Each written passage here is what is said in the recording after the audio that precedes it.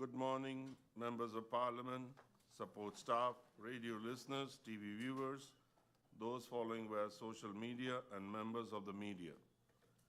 Welcome to this urgent public meeting number 3 of today, Wednesday, October 11, 2023. I would like to give a special welcome to the Prime Minister and Minister of General Affairs, Ms. Sylvia Jacobs, and her support staff. We have established a quorum of 10 members. Please stand for a moment of silence.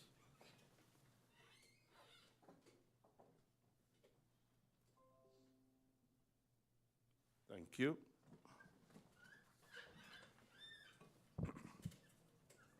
I have received notice of absence from the following members: MP Akeem Arundel, MP Chanel Brownbill, and MP Christopher Emmanuel. Does any other member of Parliament have any notifications? MP George. MP George, you have the floor. Thank you, Mr. Chairman. Good morning to the Chair, my colleagues in Parliament, our Honourable Prime Minister, Sylvia Jacobs, and her support staff, of course, those that are sitting, those that are viewing. Mr. Chairman, I just want to use this opportunity to give a special congratulations to Dr. Linda Richardson on the launching of her book, Trilingual Terminology in Criminal Procedure, yesterday evening. It was a very exciting occasion, and again, Mr. Chairman, it proves again that we are heading in a direction where I believe is of utmost importance as it concerns language, and specifically as it has to do with the justice system and the language that is used when these court hearings take place. Mr. Chairman, I personally can recall as a young boy attending school in Aruba, where I had a total, complete dislike for the Dutch language for the simple fact that I never heard it speak anywhere but in the classroom, never on the street. All I heard was Spanish, English, papiamento. And the fact is, not that I hated the language, but as I said, I did not hear it spoken anywhere else but in the classroom. So I want to thank Dr. Linda Richardson on this tremendous venture. I believe it's important that when we go into the courthouse, when these things are being deliberated, that we have someone who can translate or interpret. But I believe that with this book, it'll give us, the public out there, more information, more access, and a better understanding as to what is taking place during these court hearings. So again, congratulations to Dr. Linda Richardson and all those that assisted her in making this book a reality. Thank you, Mr. Chairman. Thank you, MP George Panzerflood. The next person I have is MP S.A, Wescot-Williams. MP S.A, you have the floor. Thank you, Mr. Chairman, and a good morning to you, a good morning to my colleagues, a good morning to all tuned in to this meeting here this morning, and of course a good morning to the Prime Minister and her entourage here in the Hall of Parliament. Mr. Chairman, I want to join my colleague, the previous speaker, in extending congratulations to Dr. Linda Richardson with the launch of her book that deals with the languages in our legal system. And I want to also tie into this another, maybe not looked at as a significant event, nevertheless I believe it was, when the incoming Attorney General a couple of weeks ago, maybe only days ago, addressed the gathering on Curacao in Papiamento. And I think that is a good forbearing where the language, the use of language, especially in our legal system, is concerned.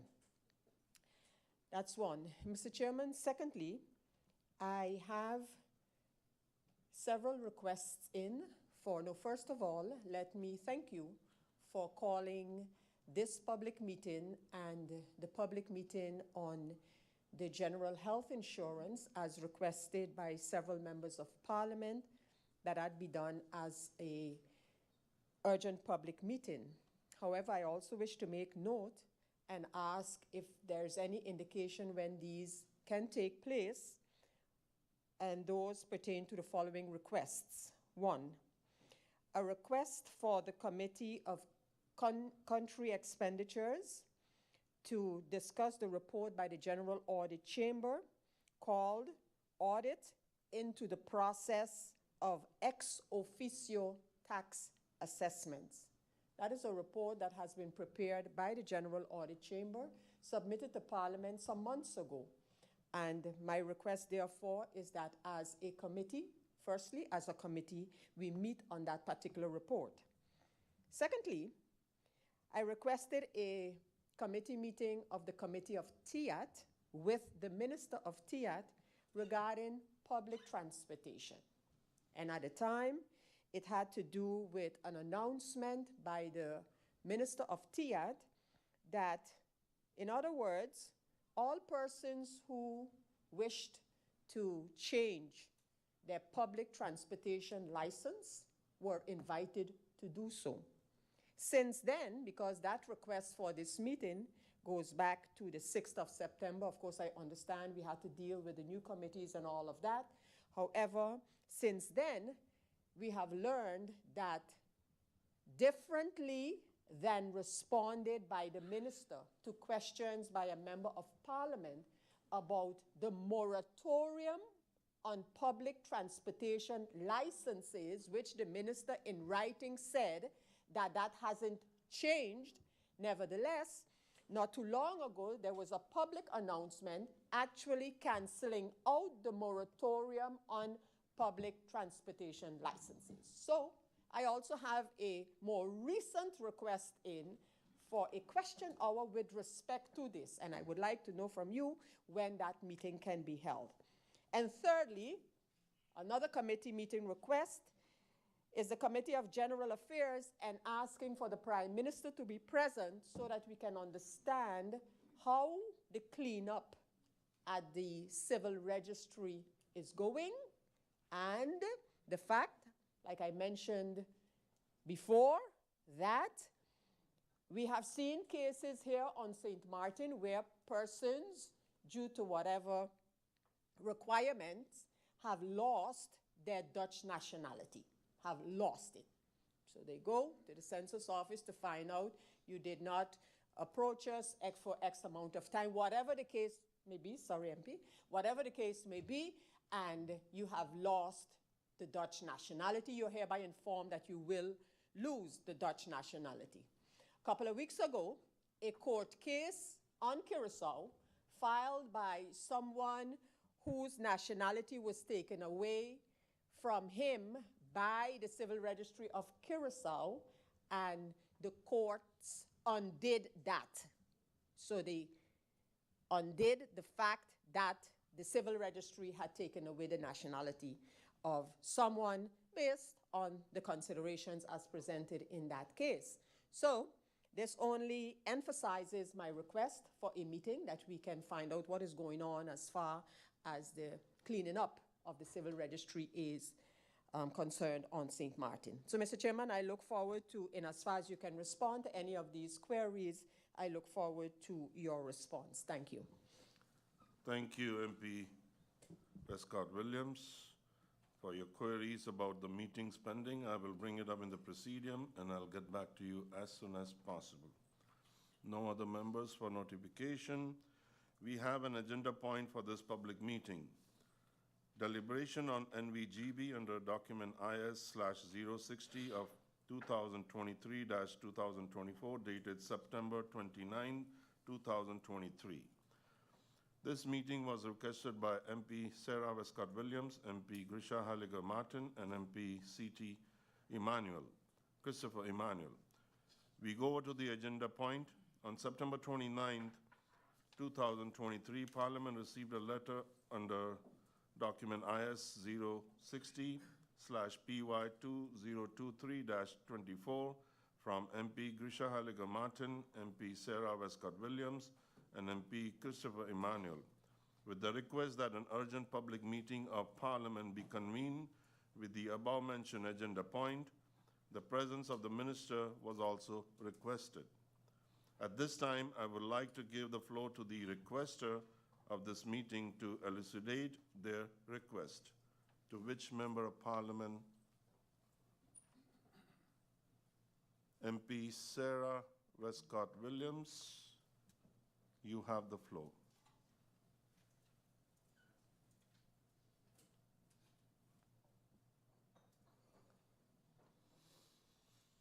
Thank you, Mr. Chairman, once again, and good morning once again. Mr. Chairman, in the request by the members of Parliament requesting this meeting on the topic of GEBE, we have noted several items that we would want to be informed on as to what is really happening at our utility company, GEBE. We have mentioned the topics of, one, the entire billing situation. We have mentioned the outages and the load shedding that are taking place, the financial viability of the company, and the exact status of the data recovery that has been taking place since the latest hack on the systems of GEBE. Mr. Chairman, so the items that we would like to discuss, and I hope that these have been passed on to the Prime Minister so that we at least could get some information here today, and that the continuation of this meeting where answers are concerned is not put off until some time, some date in the future. So, Mr. Chairman, I could go right in to the very specific questions based on the points that we have put forward in the request for this meeting. So Well, this was just a recap, and I believe the Prime Minister and Minister of General Affairs would take the floor if she has any opening remarks or presentation, and after that we'll have our questions from each member of Parliament. So within 20 minutes, I think you'll get the floor again. Thank you. Thank you, MP Sarah Wescot-Williams. I would like to give the floor to Prime Minister and Minister of General Affairs, Ms. Sylvia Jacobs, for her opening remarks and presentation. Prime Minister, you have the floor.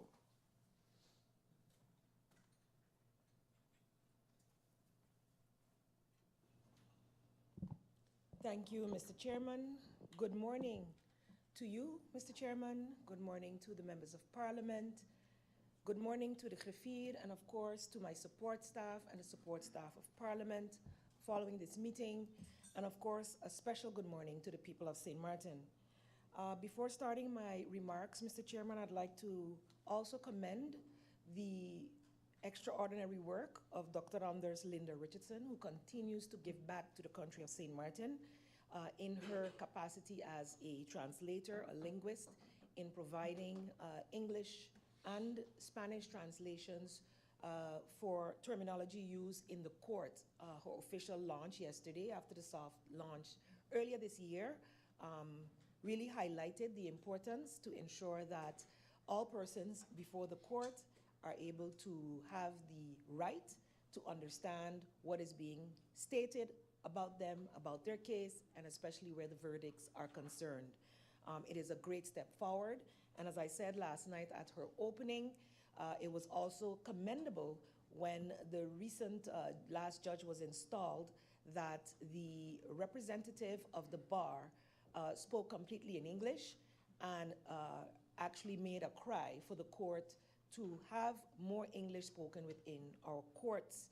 And it is something that the especially incoming judge was very open for, as well as some of the others. So I look forward to more equity, more opportunities for persons to be able to understand. But now with this book, lawyers, families, as well as the person on trial itself, his or herself would be able to follow. Congratulations. And I'd like to also mention a congratulations to the police and all other civil servants who are celebrating 13 years in their function as a new country. Congratulations to us all. Today, Mr. Chairman, I'm here to present and address the matter of significant concern to our country. I have also heard the cries of our people, and of course, once I get information, I forward it immediately. Queries, concerns, I forward them immediately to the management, to the supervisory board, and ask that these things be looked into. The Council of Ministers continue to get the assurances. I will go more into the details, but I really would like to emphasize to the general public that the shareholder, the government of St. Martin, are well aware of the challenges that we face. We are also residents of the island. We're also facing some of the same challenges in our homes, and we definitely can understand the sentiments of frustration, etc., that is out there. I hope with this meeting that we're able to give some clarity as for the information that has been provided thus far to the shareholder, Mr. Chairman. So the ongoing challenges faced by the utility company NV GEBE, I'll be able to provide you with information on several of these matters.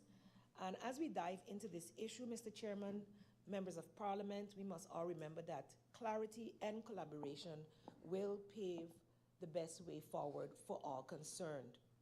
GEBE for decades has been an institution that we've all relied upon, an entity that literally powers our homes and businesses and supports our daily lives.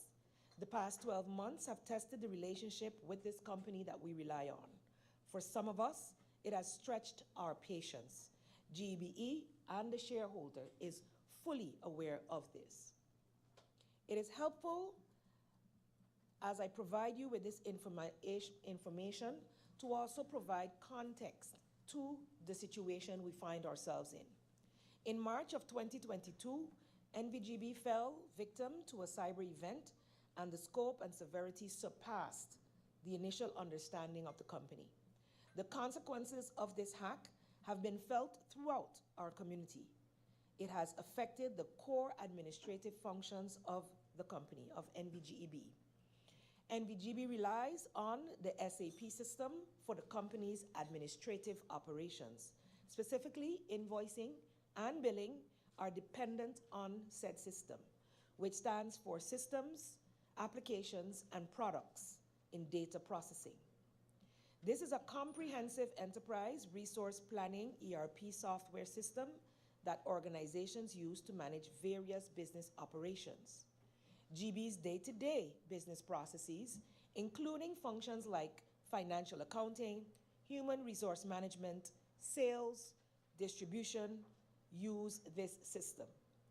Importantly, this platform is where the departments and functions within GEBE also share data. Therein, Mr. Chairman, lies the problem. The hack encrypted data that was lost to GEBE. The loss of this data posed a technical challenge for the company and disrupted the trust and operations of the company all of us depend on. The task of restoration and rebuilding, as daunting as it was, became the priority. At the start, previous management tried to restore the system, and the shareholder was informed that the processes were in place to resume billing. Unfortunately, we learned 6 months after the hack that the optimism was misplaced. Incorrect bills were distributed, complaints were registered, and the company was not making the promised progress. The shareholder was told at the time that the system was 75% restored. Unfortunately, that was also not accurate. Moreover, NV GEBE had not been meeting its obligations to vendors, and one of the largest, Sol, at the time, placed a lien on the company's accounts due to non-payment of fuel bills. At this point, the shareholder put a special representative in charge, and assessments of the situation started. I won't dwell on the past, but I must say that the situation was much worse than initially feared. In September of 2022, when the special rep took charge, GEBE was actually billing less than 15% of the customers, and the company's financial situation was dire. The first order of business was improving the financial health of the company. The crisis team could do so by the end of the year. GEBE was not yet out of the woods, though it is stable. Restructuring of the restoration process took time, and by February 2023, internal and external expertise was put in place. A manual process had to be adopted, and every record had to be recovered, restored, verified, and tested, roughly 43,000 accounts per month. The enormity and the volume of work of a small team of NV GEBE at NV GEBE displaced is a testament to their resilience.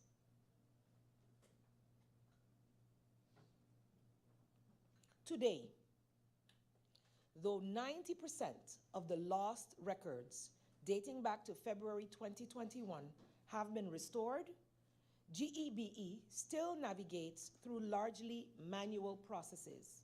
This painstaking task requires stringent checks, especially for invoicing and billing.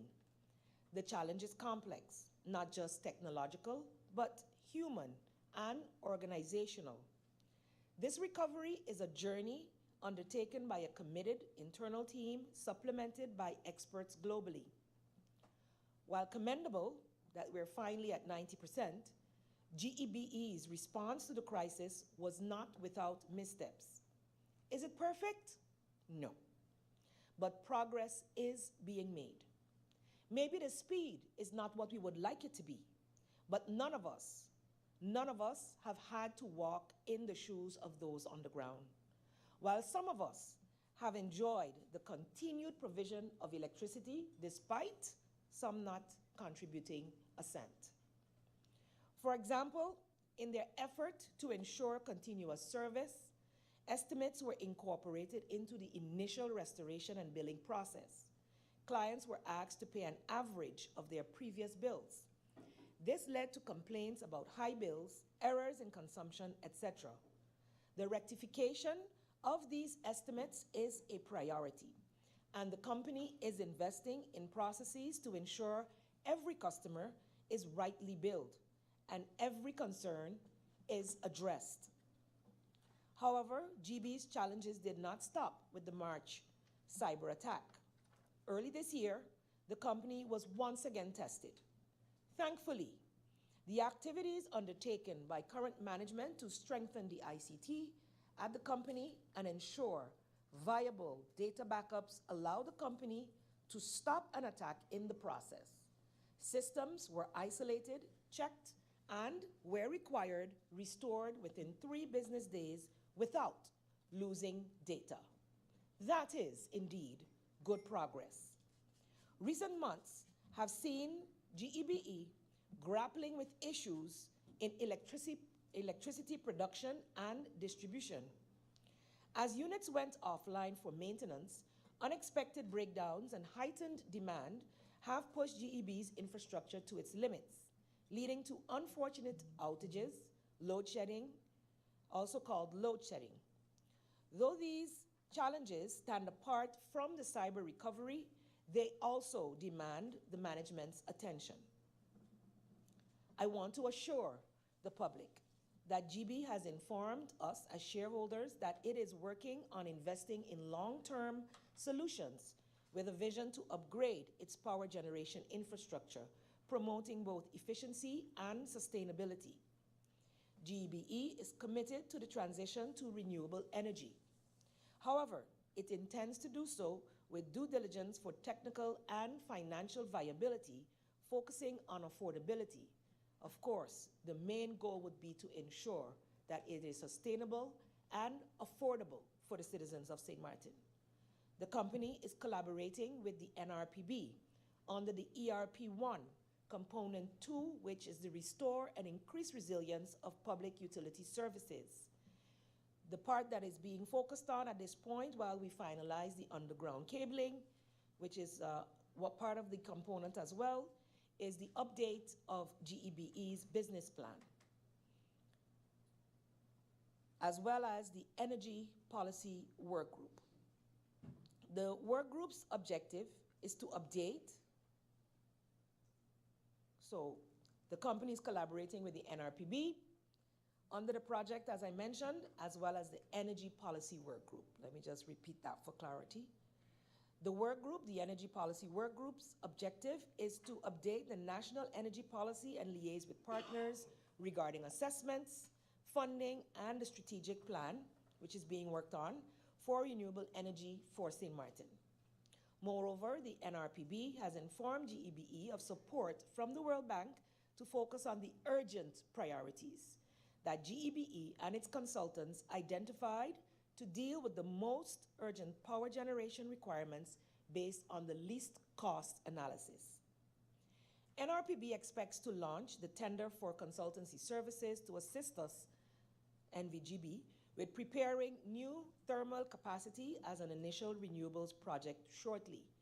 So this thermal capacity includes solar panels, which forms part and parcel of the phase 1 of the plan that government also has approved.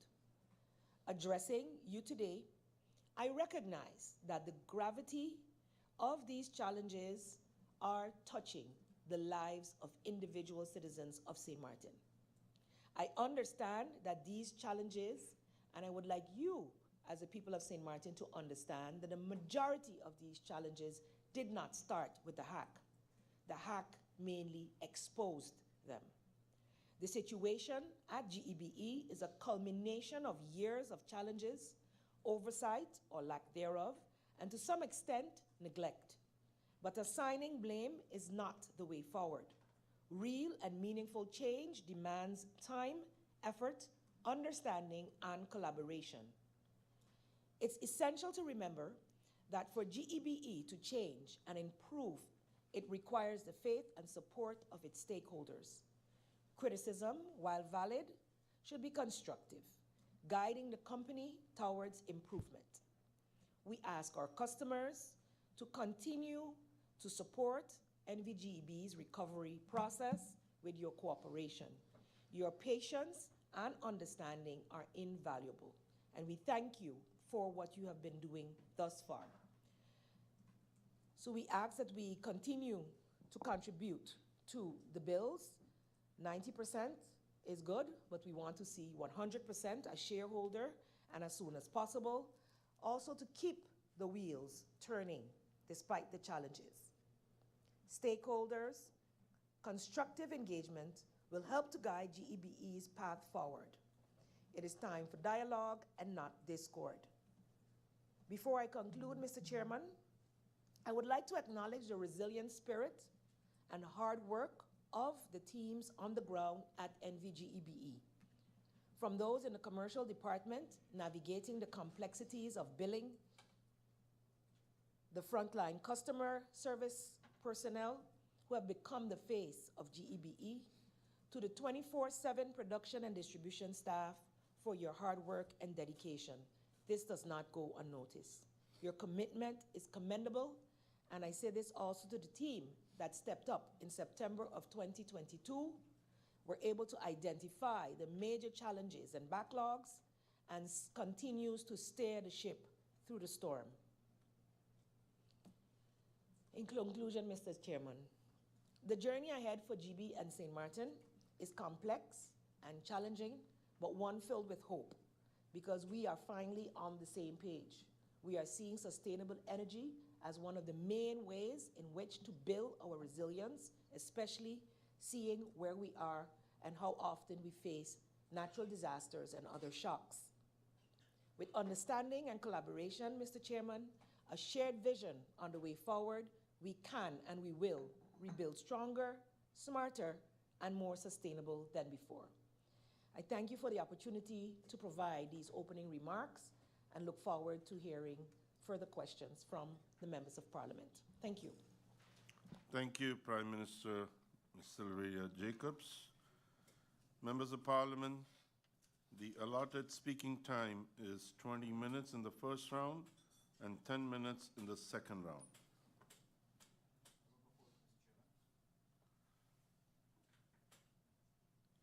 Yes, MP Bryson, you have the floor. Mr. Chairman, I'd just like to propose or request a slight adjustment to the speaking time to 25 minutes in the first round and 15 in the second round.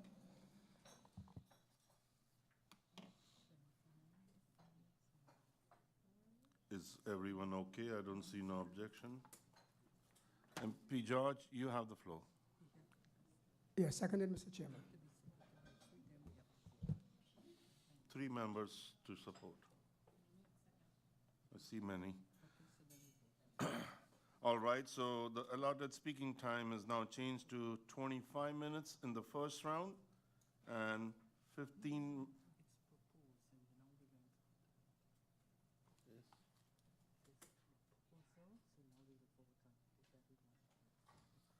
Okay, the proposal is 25 minutes in the first round and 15 minutes in the second round.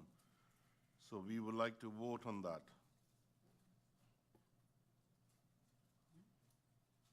I think we don't, no objection.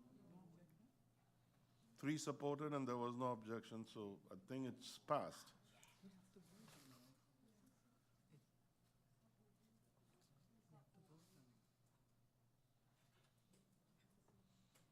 Just by raising hands is okay? Show of hands. 4.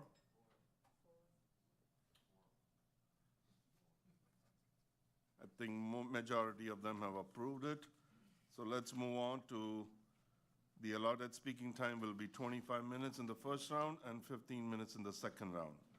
According to the speakers list, do we have anyone signed in?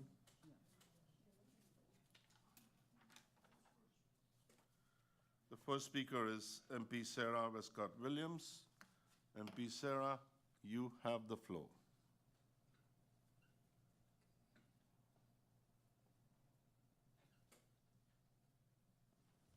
Thank you, Mr. Chairman. Mr. Chairman, through you, I want to thank the Prime Minister for her introductory remarks and her heartfelt plea for the understanding and support of the GEBE company.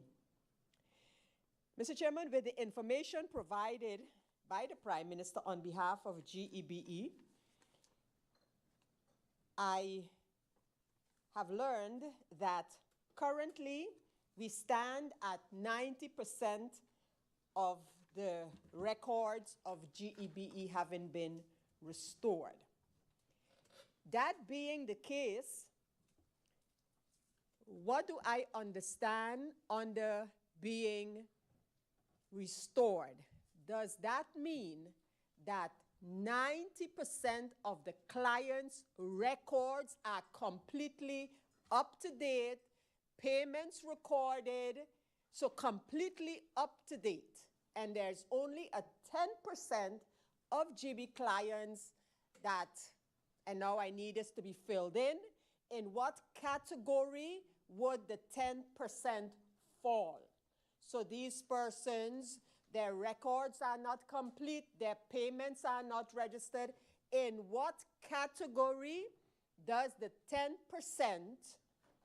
not yet restored fall, is my question. There was some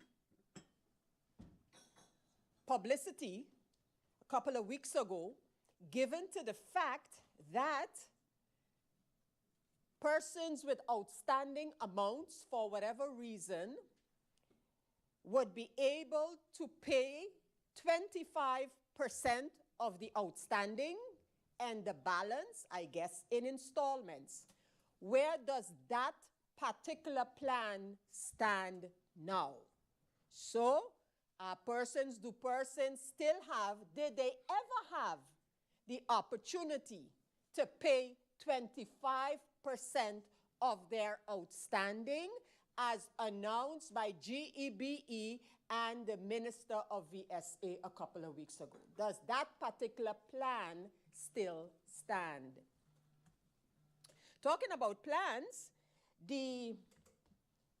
my question would be, where do we stand based on the financial situation of the company, which we have been told that the senior plan depends on the financial viability of the company? So my question, given the financial situation of GEBE, is the possibility for the senior plan, which is separate from the billing and the down payment and what have you, is that possible? We have been told by GEBE's management that based on historic numbers, the senior plan, in other words, giving senior relief on their utility bill, amounts to approximately 500,000 guilders. That was a number quoted to us. So where does that stand in the whole financial outlook of where do we stand where that is concerned?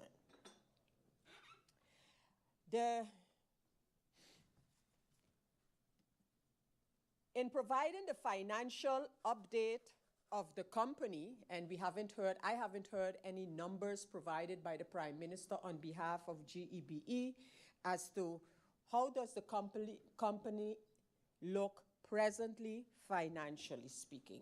1. 2, under that topic, what about the payment to the employees, which was an ongoing discussion with GEBE, and the very same employees that were lauded just this very moment by the Prime Minister? Where does that stand?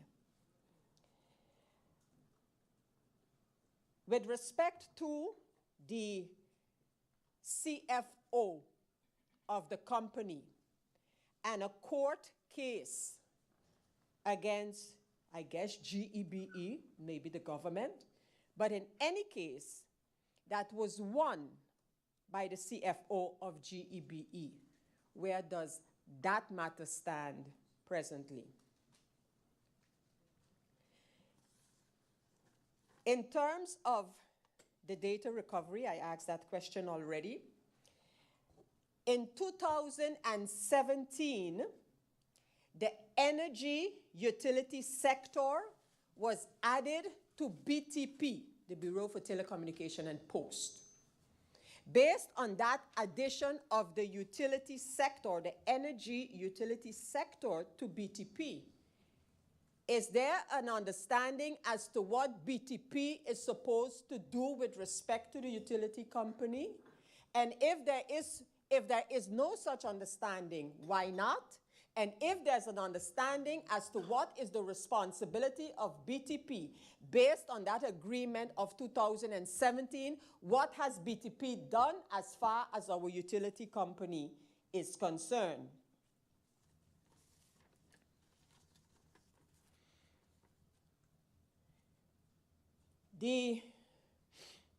Let me see if based on the notes by the Prime Minister, if I have any follow-up questions. The questions that I just posed were actually from before the Prime Minister made her introductory remarks.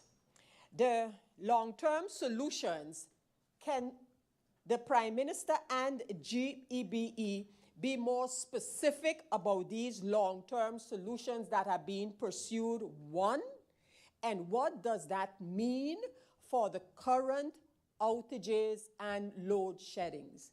Very specifically, how much longer will we experience the outages, the load sheddings, until the company can get into the long-term solutions as announced? And I would like to know which are these and during what time frame are we looking at these solutions being implemented. I understood that the business plan of GEBE is currently being updated and that the Energy Policy Work Group is updating the energy plan. Is the current existing energy plan, because there is an energy plan in which the role of GB is detailed, and is that energy plan being followed, the one that is currently on the books, the energy plan for St. Martin? Because we're updating it, but what was done or is being done with respect to the existing energy plan? And who is the Energy Policy Work Group? And what is their, what are they? Of course, they're working to update the energy plan. What does that mean in terms of time, one, in terms of money, two, and in terms of what the people of St. Martin can look forward to and within what time frame? Mr. Chairman, I think that with respect to the items that we put on the agenda or on this agenda point for this meeting, I look forward to hearing, now that we have had the opening remarks by the Prime Minister, some more concrete information with respect to what is the status of GEBE right now, what is the status of the outages and the load shedding, and what is the status with the employees of the company, where do things stand where they are concerned, and what is the financial bottom line at this moment. Thank you, Mr. Chairman. Thank you, MP Sarah Wescot-Williams. I don't see anyone else signed in.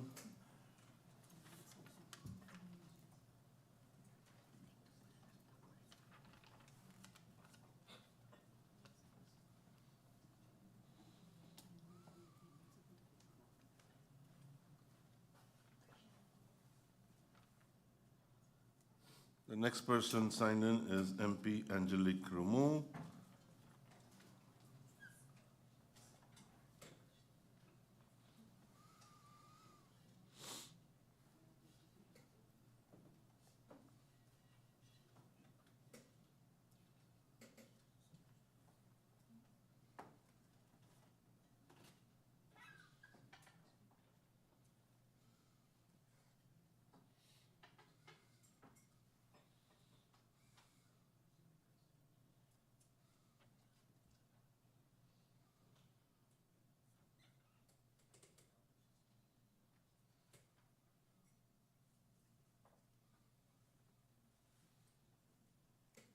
MP Rumu, you have the floor. Thank you, Mr. Chairman. A pleasant good afternoon to you. Pleasant good afternoon to our Prime Minister, her support staff, my colleagues here, and those in the Tribune, and of course, the viewing and listening public. I have a few questions through you, Mr. Chairman, to the Prime Minister. It is not a public secret that up to today, many consumers are still reporting receiving inaccurate bills. And I've listened to your presentation. However, it's still quite unclear as to why, up to today, certain persons are still complaining about receiving inaccurate bills, and there are so many discrepancies in light of the many complaints about the billing discrepancies and the outages.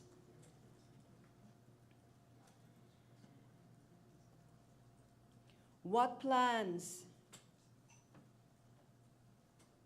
does NV GEBE have in place to ensure more consistent electricity access to all of St. Martin, including the more remote areas, seeing that there are certain areas that are always the first to lose electricity and are quite often without electricity?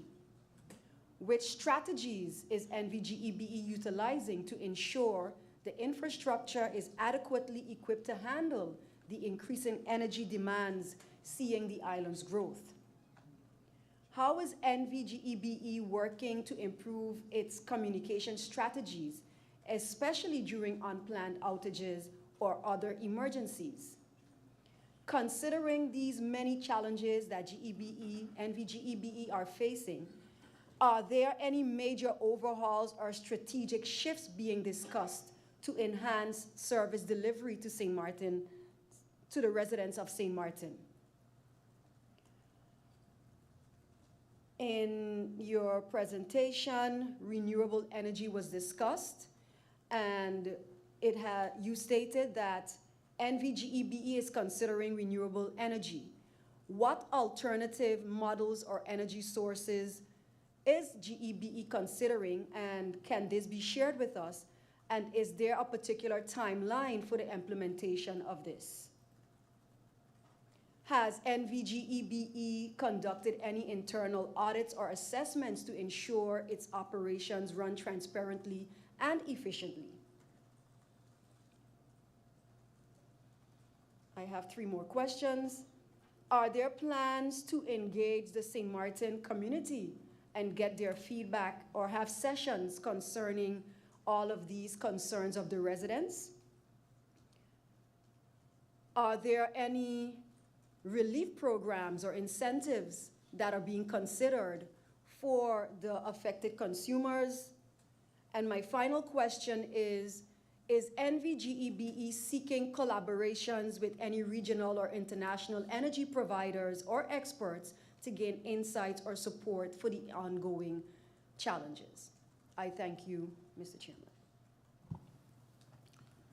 Thank you, MP Rumo.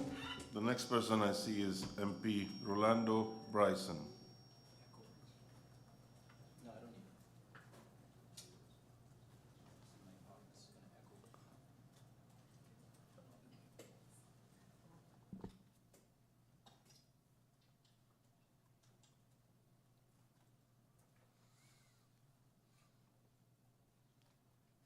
it. MP Bryson, you have the floor. Thank you, Mr. Chairman, and a good afternoon now to you, to my colleague members of Parliament, the Secretary General, and also a thanks to and good morning to the Prime Minister, the Managing Director or the Temporary Manager at GEBE, the entire team, those in the Tribune and those viewing. Mr. Chairman, I'm getting a bit of an echo on the thing. I don't know if, yeah, can be adjusted. Mr. Chairman, I want to thank the Prime Minister for a good presentation that actually kind of gave us a recap. Yeah, it's still a lot of feedback. Yes, 1, 2. Yeah, I want to thank the Prime Minister for the in-depth presentation that also kind of gave us a reminder of where this whole thing started, how we moved on, the different timelines. I think it was very good when it was noted that perhaps at some point in 2022, we might have thought the situation was more resolved than it was, so further action was taken to try to get a handle on the situation. That's very good. It shows that there were situations where there was some sort of self-reflection on the part of the government and GEBE to say, well, hold on, maybe we didn't look at this as deeply as the time, but we didn't throw our hands up, we got in and tried to continue to fix the situation. So there is some good points that I see here. A lot of the concerns, however, that remain with GEBE, for me personally, and I know for many people in society, like the previous speaker, MP Ramu, spoke about the billing. We heard questions about the finances. But one of the things I also want to pose questions about is the employees, supervisors, management, employees, and their current situation. And I want to start with that because I think that's something that kind of gets lost in all of this GEBE situation. I was very concerned and sad, really, to see the announcement that GEBE had to make to tell clients, understandably frustrated, to not be going into GEBE, to use foul language, threaten, and so on. And on the one hand, yes, I understand a lot of the frustration. But this is something that the employees, customer service, cashiers, imagine going to disconnect someone and dealing with those type of threats. That is the situation, how deeply this situation has emotionally affected both the society and its employees. So I want to start by really thanking the employees of GEBE throughout this entire process for actually holding fast, staying strong, working with management and everyone involved to try to come to resolutions to these things. However, Mr. Chairman, I do want to ask, I know that the GEBE employees are represented by the same union as the SMCU. I know that there were some issues being negotiated on Telem's side, but I have not heard from GEBE what is the current situation in terms of its negotiation with its employees, in terms of what whatever the negotiation is. There's always been discussions about COLA. What is the situation with that? Now I can understand there will be a bit of a reservation, like, yeah, man, right now we're busy trying to even stay afloat. But at the end of the day, it is those employees that are an integral part of helping the company stay afloat. So we do need to know at least, I mean, we don't need the specifics of the negotiation, Mr. Chairman. We're here to discuss with the Prime Minister. But I do want to understand that it has the attention of GEBE, and that especially when it comes to ensuring that negotiations are going well. And if there's a cost factor, perhaps there's something else I could propose that could help maybe deal with that situation and make sure that the employees are being taken care of. Mr. Chairman, there was also a question posed regarding the managing director and so on, and I agree with the Prime Minister that I don't want to go back. You know, there's been all kinds of reports and news reports on what has happened in the past with management and so on. However, what is important to me is what happens going forward.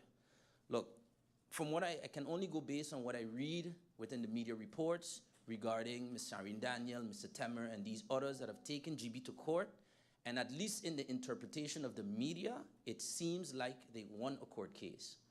So what happens then? Is the relationship so strained that they cannot go back to work? I see what was reported that there are penalties if they do not get to work, and that is where my concern is. Is GEBE in a position now where, for not being able to find a solution with these people, that now additional money is being spent not just on legal fees, but on penalties in order to resolve this? I would just like to know, is there going to be a resolution where either the company finds a way to work with all of these different individuals that they've had court cases with, or a way to simply part ways? Because being in limbo, I can't imagine, can be in the best interest of GEBE.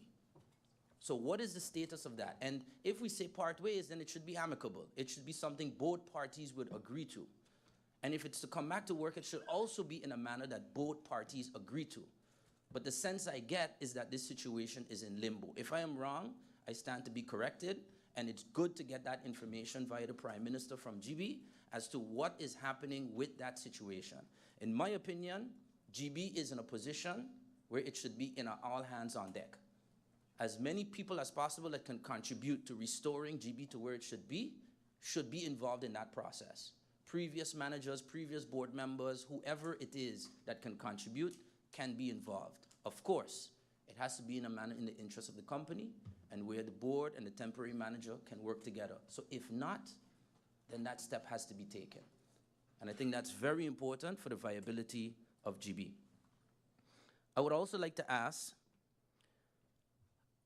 with regards to the financials, I saw that the number was given, I believe it was 43,000 accounts being done by hand. When I hear that, I can't imagine, how it's possible then to be able to actually come up with accurate billing. I think if we're saying we're doing this by hand because of the situation, then there must be some sort of provision for the fact that there will be human error. So from a financial perspective, what I'm asking, is GEBE somehow implementing a sort of bad debt provision? In most situations, especially when there's bankruptcy cases and so on, or when someone needs to scale back because of hurricanes and so on, the company then submits a adjusted budget because it understands that there are going to be bad debts.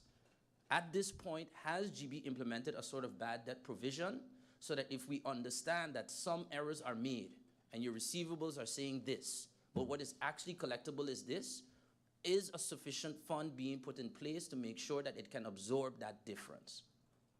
Because the bills are not 100% accurate. No one can say that. Even with the best of their ability, Mr. Chairman, through you, GEBE is not going to be able to produce a perfect result, considering what everything has happened. So another provision that has to be made is to ensure that there needs to be, without a sort of pressure to hit, our receivables is 15 million. So come high or hell, we need to collect 15 million. And then you see bills coming out and 10 bills at a time and all these different reports that I get. The impression I get from the outside looking in is that this is an internal pressure to collect to meet that target because no provision has been made to understand that we're probably not going to hit 100%, we might hit 70% or 60%. It needs to be clear what that actually is. Also, when with regards to the financials, maybe I missed it, but the last financials, the last time GEBE was at Parliament, the updated financials were for the year 2019. We are now in the year 2023. Now again, there's been a hack in 2022. I'm not sure if the 2020 and 2021 billing data or financial data, because what was hacked from what I understand is this SAP system or whatever it was called. My question is, has that affected GEBE's ability to produce 2020 and 2021 financial statements, and what's the update on that? Because that should be able to give some sort of indication for the government to understand how serious the financial situation may be with GEBE. Right now, all we have to go on is the 2019 financial statements. When you look at this, GEBE looks like a very healthy company. In 2019, you had a 24 million guilder profit. You had a growing equity, growing assets. So it looks at that point, long before the hack, before COVID, a couple years removed from the hurricane, it was in a recovery mode. But we need to know what has happened since then. So it's important to understand that. And without going into, let's say, numbers, because I can understand, Mr. Chairman, that that's proprietary information, but does the Prime Minister have an indication about the financial health of GEBE right now? Again, to say how much money on the bank account, I think goes too far, but has a discussion been had with, well, we consider the financial health to be moderate, to be low, to be high, in terms of being able to meet obligations? I would like to get some sort of indication about the current financial health.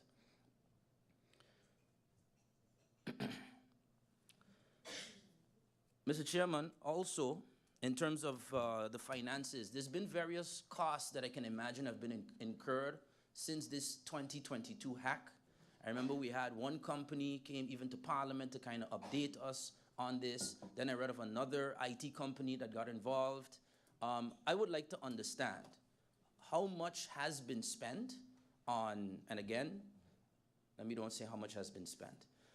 Has the company been able to sustain these additional costs of investigations with regards to the IT hacking, the improvement of the IT, the cybersecurity? That came at a cost. Then you had a crisis team that has been put in place.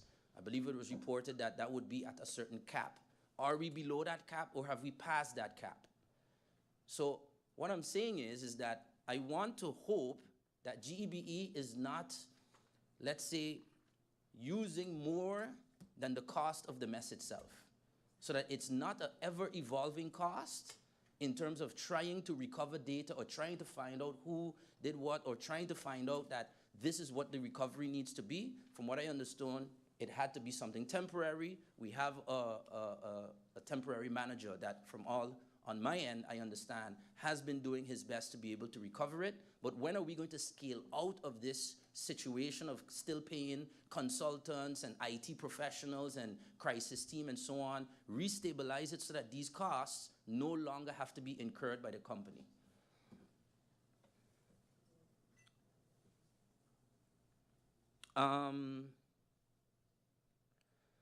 With regards to the billing of customers, I had a customer of GEBE that recently had approached me about the fact that they received a bill and were told that they needed to clear up this bill before being able to continue, else they would be disconnected.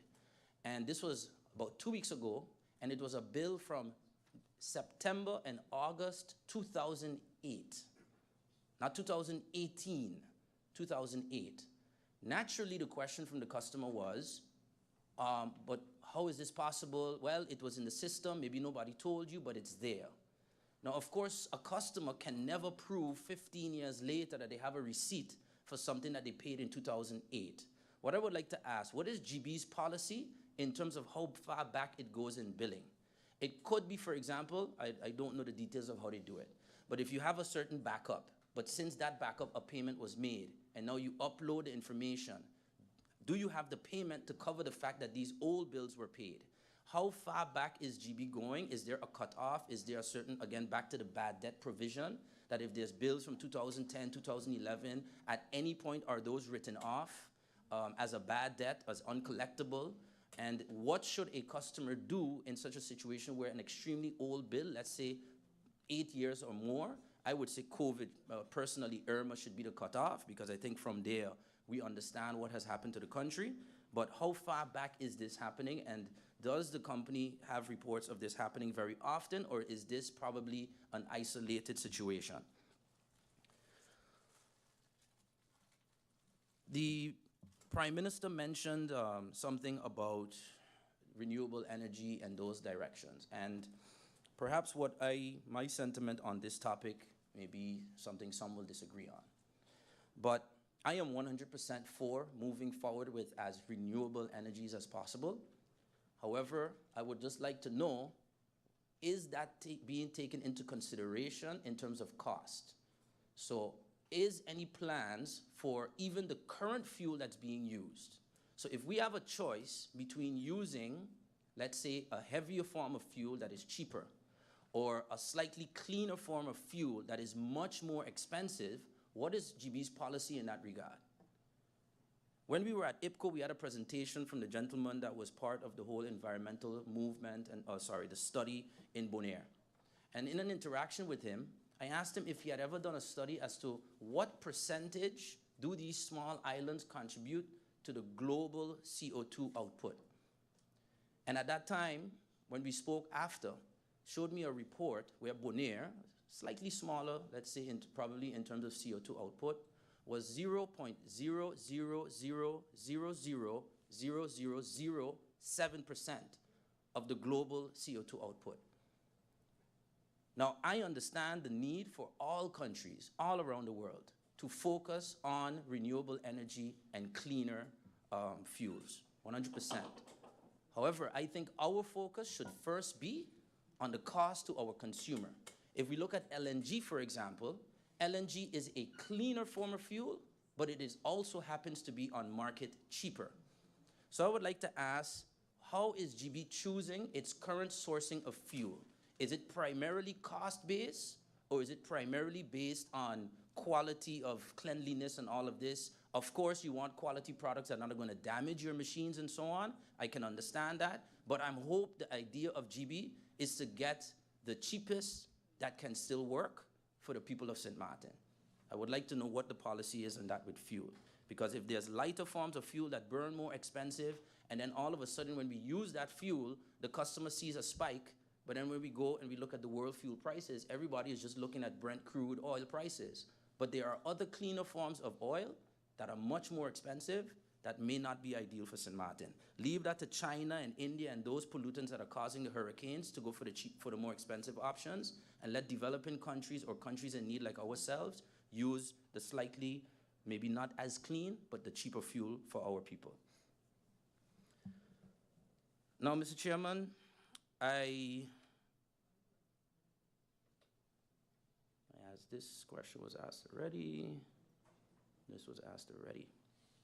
I would like to ask consideration for whether GB has considered a perhaps different solution to the billing situation that it faces.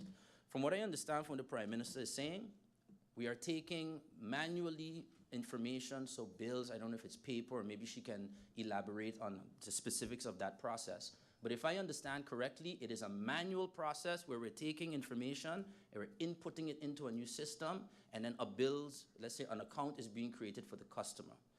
Now, there is another way that one can correct such a situation, and that would be by historical-based assessments. So in 2020, there was a power company in London called OVO that had a similar situation. It wasn't because of a hack, but it was because they had absorbed a smaller power company, and when they were transferring the data, a lot of the customers received wrong bills. And their solution to it wasn't to, let's say, go back and get the handmade information. What they did is they went back to 2 years to find out, well, this was the year where it was as accurate as possible. So let's say in our case, 2020 or 2021, because 2020 is also an outlier year, But perhaps 2021, if that is considered a year where billing was at a 90 to 100% correct rate. In 2022 is where the problems start. Is it a possibility that some sort of assessment can be made as opposed to trying to completely rebuild the system? But if in 2021, my account registered a total of 10,000 guilders as payments towards electricity, you then take a calculation of the fuel prices in 2021, so that chart that goes up and down, versus 2022 or 2023 in this case, and you do a comparative assessment, and based on that, bill customers. You can make an error margin. That is something I see the CEO shaking his head without even listening to what the entire proposal is. But nonetheless, the idea is that there must be some better way than taking paper by paper and trying to bill people. It's clearly not working. So it's a historical-based assessment. If in 2021, I had correct billing, more or less my consumption has not changed between 2021 and 2023. Why not at least provide customers with a comparison? Or internally, have that data so you can see, wait a minute, this is strange. In 2021, Bryson spent 10,000 guilders on electricity, and in 2023, I'm sending him a bill for 35,000 guilders. Clearly something is wrong. At least that data will allow your departments to see, wait a minute, how far off are these bills that we're sending? We have situations of people who were completely off island, where the only thing plugged in was a fridge for months. And somehow, some way, electricity was higher than expected. So there is something wrong. And I'm saying, please seriously consider or tell me why this can't work. Why can doing a historical assessment, why would that not help? Why would not give you data to understand the accuracy of what we're giving to customers? And if that is not a way we can bill, at least it can give us an indication of how far we are from giving people correct bills. Mr. Chairman, everywhere you go in St. Martin, as a politician, all of us sitting in here, it is the #1 complaint we receive. And it's not like a complaint like, you know, the sun hot, or why me like this government or no one. This is something that is personally affecting, I would go as far to say, the anxiety levels of people in our country. They're wondering every day, is my bill going, is my current going to cut? So we have to have some sort of empathy for what they're facing. And today we had the Prime Minister lay out at least some of the good news, but I want to go further and deeper into what we can actually do for them. So one of the things that we have to consider, in my opinion, the people of St. Martin have taken a hit. Their bills have been wrong, or they paid more or something. They have experienced a hit. GEBE financially has also been financially affected by this. Is the government of St. Martin also somewhat going to take a bit of a bit of the financial burden of GEBE? Now, when I say that, the reaction is predicted. How can we do that? We can't afford that. Mr. Chairman, GEBE pays 6 million guilders a year as a concession to the government. I would never say you should cut that concession. I believe it's 6, or is it 7, but okay, correct me if I'm wrong, I look based on the previous budget, I saw 6 million. So perhaps we had even reduced it from its previous amounts. But what I have in the latest national budget was 6 million guilders. In order to deal with creating a bad debt provision, in order to possibly ensure that GEBE has enough to take care of employees, in order to maybe account for a difference of what an assessment-based billing would result between what we're doing now, which is a sort of ad hoc system. There is going to be a difference. Could an idea be that in 2024, we defer a portion of GEBE's concession to 2025 and 2026? What I'm saying is that in 2024, just like the people of St. Martin, just like GEBE itself, perhaps the government of St. Martin is going to get a little less from GEBE. But that will give GEBE room in order to do more for what they need to do. Everybody has a part in this. And I think that needs to be explored. When a hurricane hits, we make deals on concessions for the government-owned companies. When COVID hit, we make deals on concessions for the government-owned companies. Right now, the people are being affected, so we need to sit with GEBE and find out if a deferral, a small partial deferral of the concession, whether it's $1 million, $500,000, whatever is needed to deal with the employees, deal with the expenses, and deal with the bad debt, government needs to take a portion of it. Because when we had to, let's say, discuss ENYA, we understood, well, government has a responsibility. Well, we also have a responsibility, and Parliament has a role as well, because we approve the budgets. We all have a responsibility to find a way to fix this issue in GEBE as well. So for me, I don't like to just, complain and just criticize. I like to propose ideas that I think are possibly viable. The Prime Minister, GEBE, via the Prime Minister, can inform me if any of those possibilities are viable. But what I do know is that we are almost there, but we're still not as far as we should be. So, Mr. Chairman, in closing, I want to again thank the Prime Minister for that information. I would like serious consideration into the information and proposals that I provided today. And I hope that at least the public viewing after this meeting can understand that the concern that they have is being treated with utmost attention by the Prime Minister of our country, by the Parliament of St. Martin, and by GEBE. Your cries are not unheard, and we will continue to do whatever we can to improve this situation collectively. Thank you, Mr. Chairman. Thank you, MP Bryson. The next person on the list is MP Heyliger-Richardson. MP Richardson, you have the floor.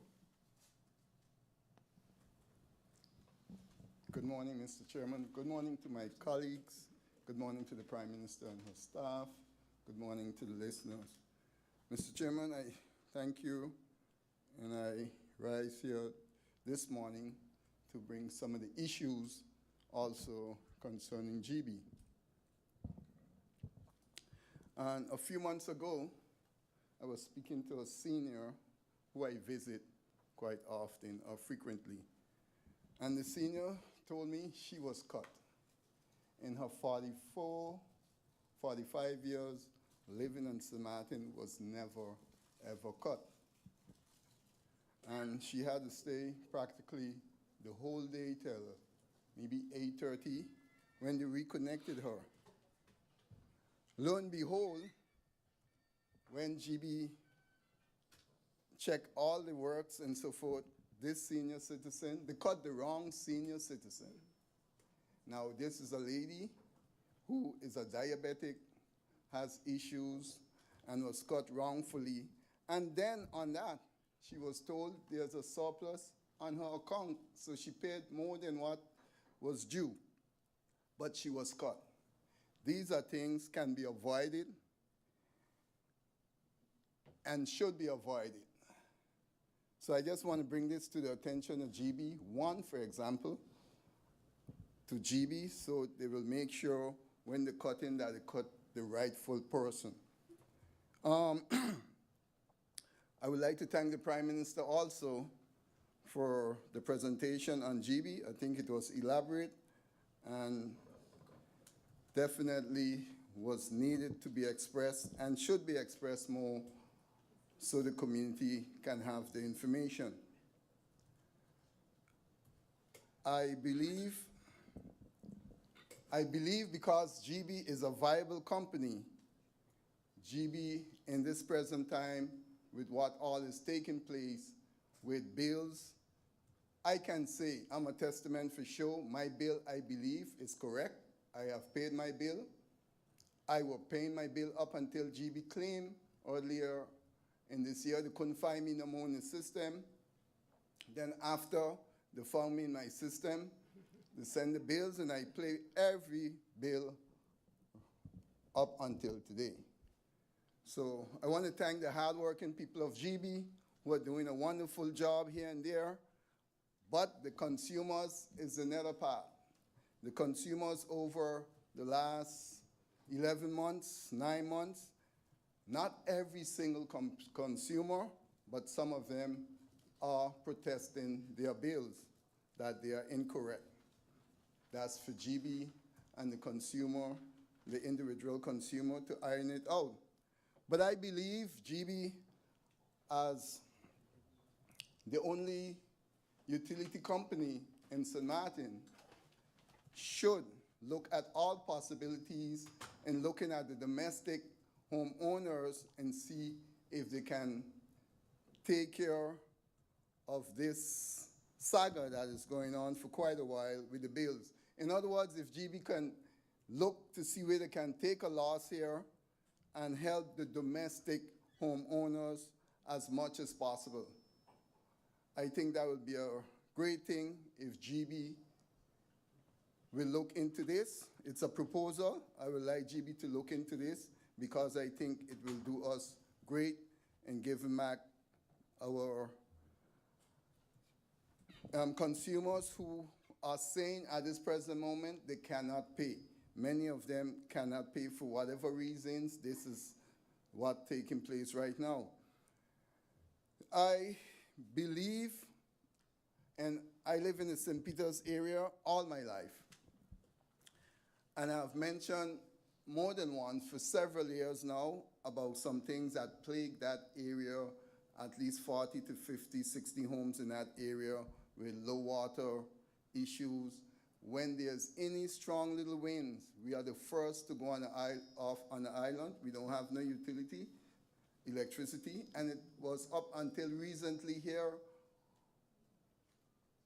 a week or so ago, when we had that day, because of the turbulence in the weather, we were cut from like minutes to 6 until another day. All because maybe there's no transformers and the transformers is up on the, no transformers box and the transformer is up on the lamppost, whatever it is. But that is a constant thing we get in that area.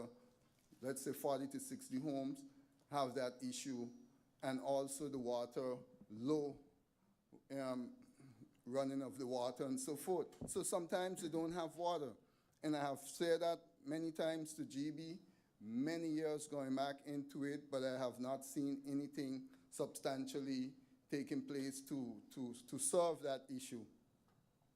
There's also, I mentioned about the senior plan, the senior relief plan, and I'd like to know where is that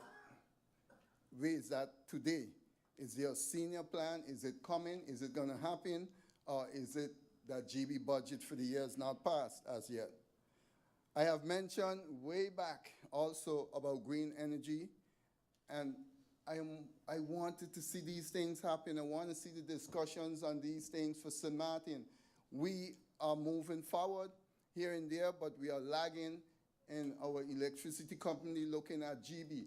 I can remember from the Island Council days, they told me it's going to cost us too much. But had we started then, we would have been somewhere today. My colleague next to me, Mr. Pontiflet, used to talk a lot about the schools, seeing what can happen instead of the schools getting the same price for electricity, see what can be done for those schools. These are things we have to look and see how we can solve these things instead of having millions put in a company and then the people is not getting anything from it. But anyhow, GB workers, I must applaud them. I want to say, I know Mr. Washington is at the helm there now, and I believe he will be doing a great job. And I also want to say something that I think needed to be looked at. As a person who worked for the Labor Office for many, many years, I believe if somebody wins the case, these are things we have to look at serious and do not let it linger for too long. God bless St. Martin, and thank you, Mr. Chairman. Thank you, MP Richardson. The next person on the list is MP Grisha Heyliger-Marten.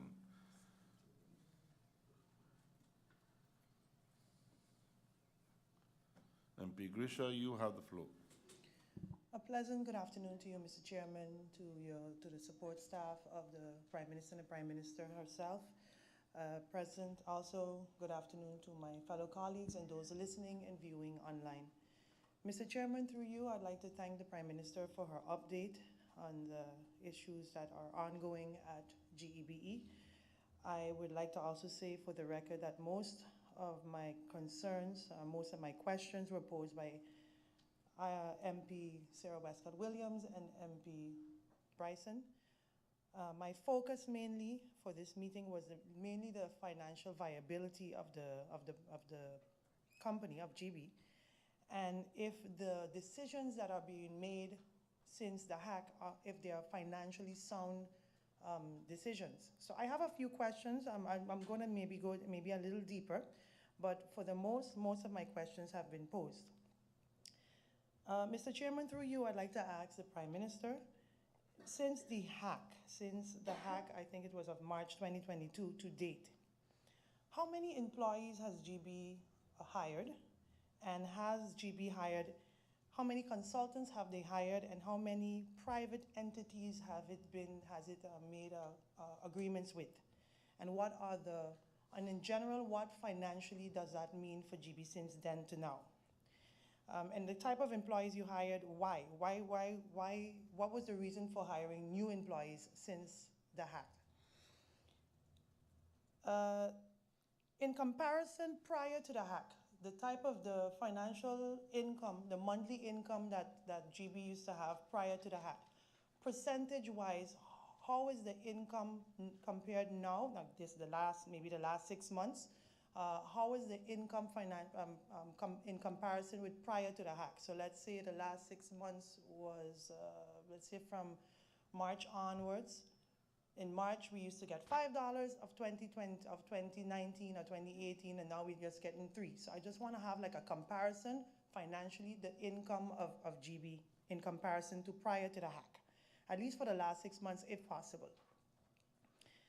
I was recently made to understand, Mr. Chairman, through you, that Computech received a contract at GEBE. I'd like to know if there was an open bidding for Computech. I'd like to know the reason for acquiring or making an agreement with Computech, and what exactly are the tasks and responsibilities of Computech.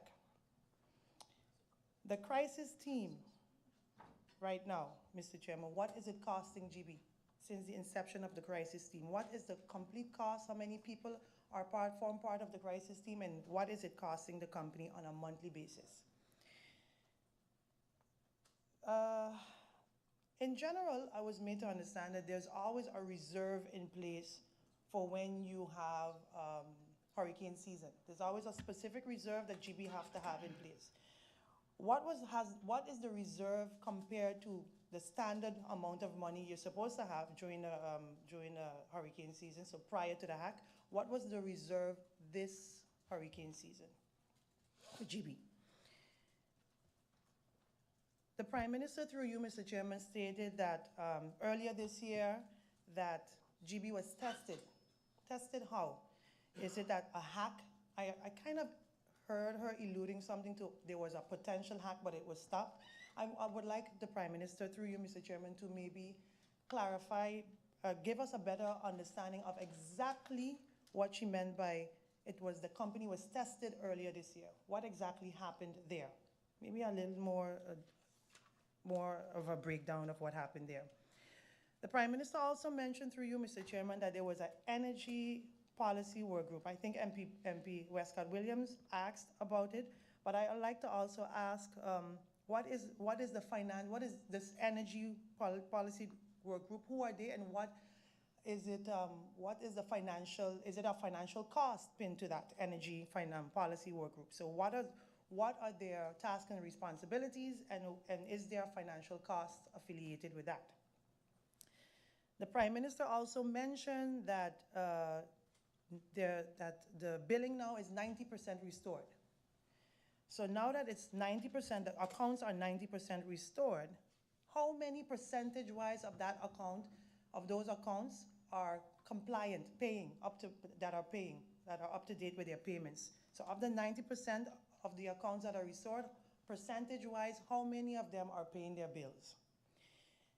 And lastly, I have a question on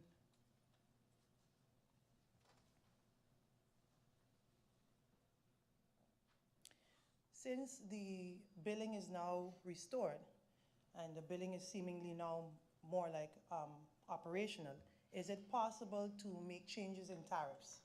Is it possible for GB, the employees, to create a new tariff in the billing system should that request arise?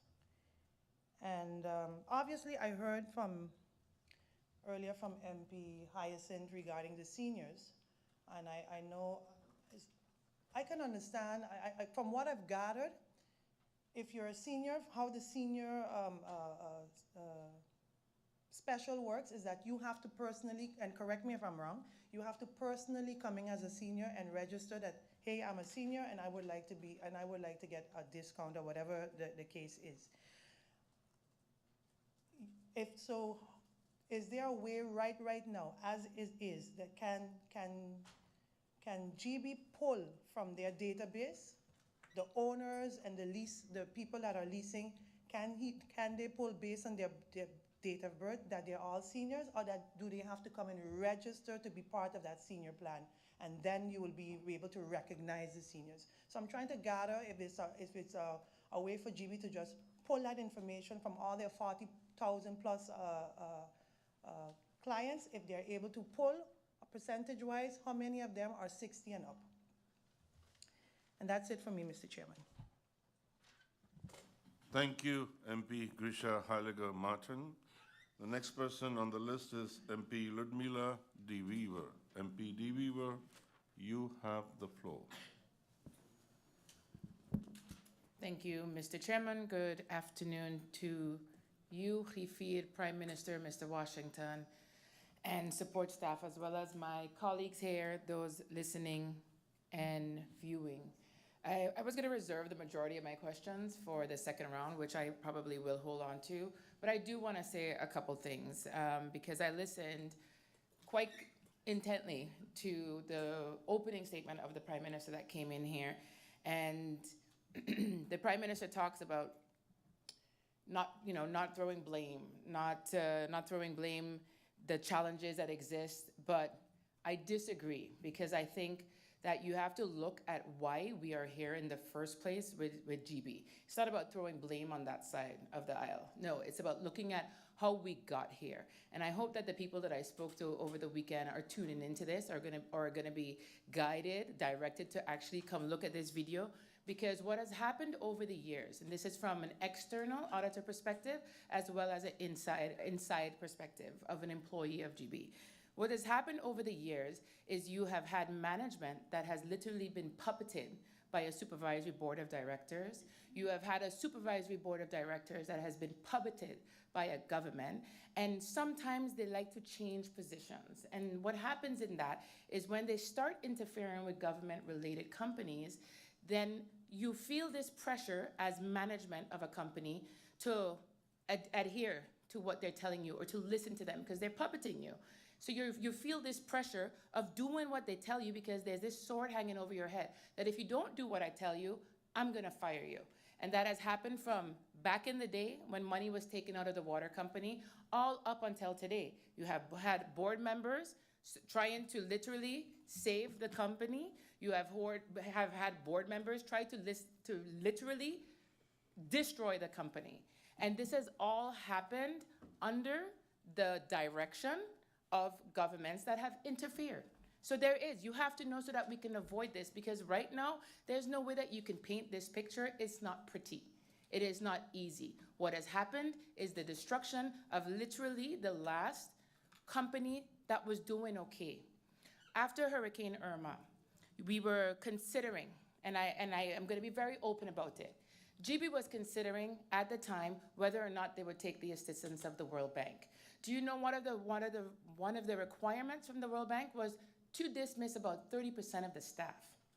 And there was no way that we could allow that, because what would have happened was if you had dismissed 30% of the staff after hurricane, I don't think they put it in their head that they would then become the financial burden of the government that actually owns the company. So when people are talking about dismissing staff, when they're talking about finding companies like GB, when you find them, they're still government related. So at the end of the day, the person who has to take the responsibility is the government. And that's really what I want to get out of this point today before I pose any questions, is what are we going to do about not interfering and not destroying the companies? Because at the end of the day, to me, it all boils down to government interference, because government is who places the people on the supervisory board of directors, and they in turn overstep. They overstep their authority, because it's because of them that decisions were not taken to actually upgrade a system that was exposed. That is the point that I'm trying to say here today. And so we can be nice and say kumbaya and say, oh, well, let's not throw blame. You need to know. You need to know why we are here, why we are in this position today, and never, ever repeat it again. With that being said, especially with the story I just gave about what happened after Hurricane Irma, what I would like to know is what assurances do we have that staff isn't going to be made redundant? What assurances do we have that GEBE is going to keep on all of their staff? Because every time I come up here, my questions are based from a financial perspective. Every time I come up here for budget debate and I ask about government-related companies, I get fluffy answers. I never get an answer that gives me any assurance. And then what happens a couple weeks ago is you hear you see or you read a nice article from a company like Tell Them saying, we're going to ask people for early retirement. Basically, what it tells me as an external auditor is that we have to make people redundant because we're not doing well financially. So with that being said, I want to know, given all of the challenges that the Prime Minister just mentioned, what is being done to ensure that all those employees of GEBE that have been working overtime, with the assistance of the abundance of consultants that are in, what assurances do I have today that they are going to be okay? Because if the World Bank years ago could say 30% of the staff has to go after a natural disaster like Hurricane Irma, I want to know today, after the disaster that was created by government interference, what is being done to ensure that those employees at GEBE are not going to be given early retirement and they're not going to be made redundant? Thank you very much, Mr. Chair.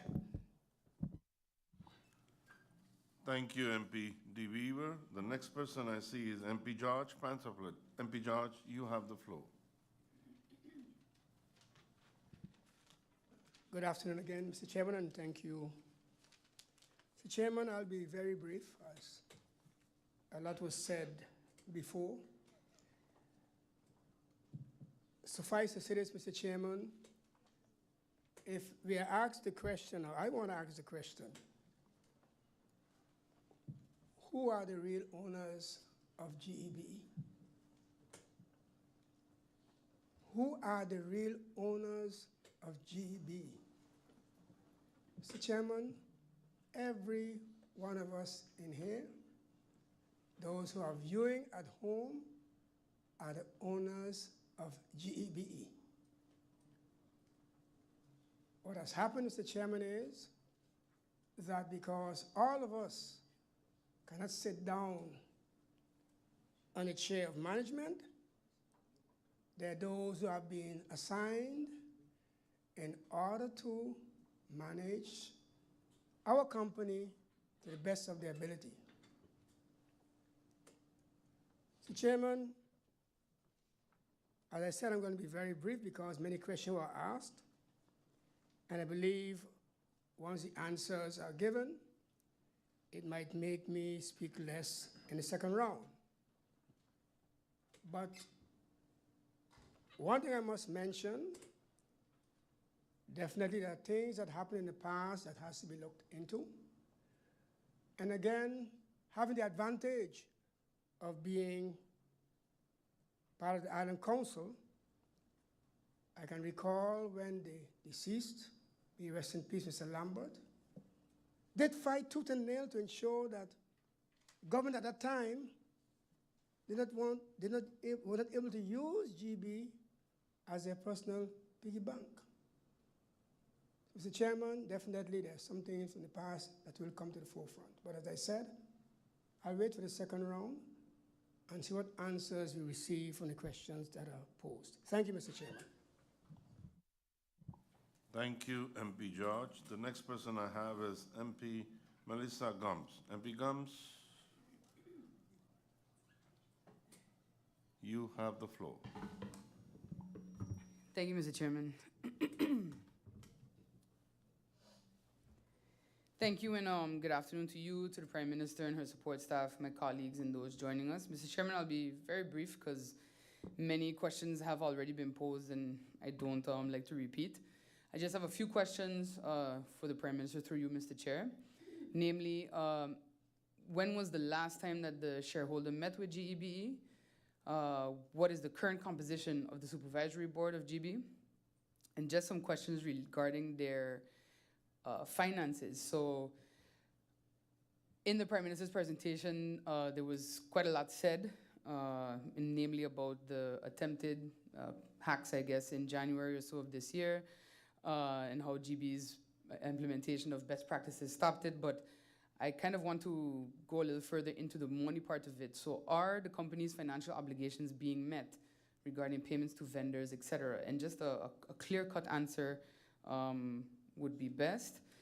When is the last time that GB paid its concessions to government? I know in 2014 they had advanced like 4 years of concessions, but if I remember correctly, but considering Irma in 2017, then COVID, the reserves that were taken from them before Irma, what's the status of concession payments now? And what's their overall financial health compared to before the cyber attack? As well, and my final question actually for the first round, and I'll wait to hear the answers to the other questions from the other MPs. Back in August 2022, when the Prime Minister came to Parliament, there was a presentation provided with an overview of the plan moving forward. And some of those items have come to pass. The appointment of Mr. Washington, the temporary independent manager, assignment of the crisis management team. But under that plan, there was also meant to be an independent investigation conducted into the actions and decisions taken over the last few months, prior to and after the hack, I assume, if I'm recalling correctly. Did that occur? And what did it reveal? Because that would kind of tie into what MP De Wever was mentioning about blame. It's not about blame, it's about accountability. And when you have a society that believes in holding persons accountable, it means that if the person is not willing to step forward and say, you know, I messed up, there is a process to actually hold them accountable for the decisions that were made, whether they were right or wrong. So those are my questions for now, Mr. Chair, and I'll await the answers for the second round. Thank you. Thank you, MP Gums. The next person I see is MP William Marlin. MP Marlin, you have the floor.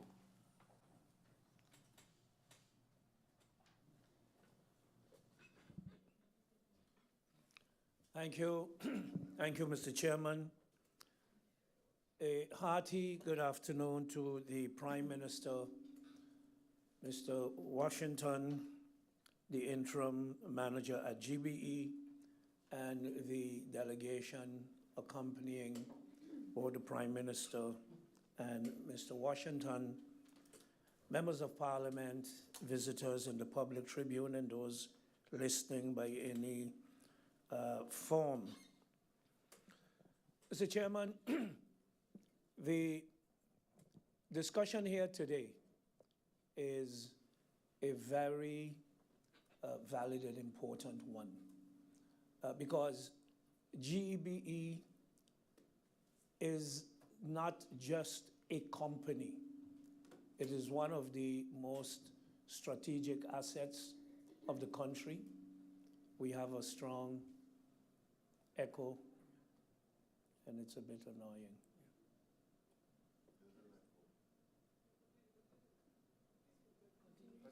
If I continue, I will still be hearing an echo, and then it's going to drive me crazy.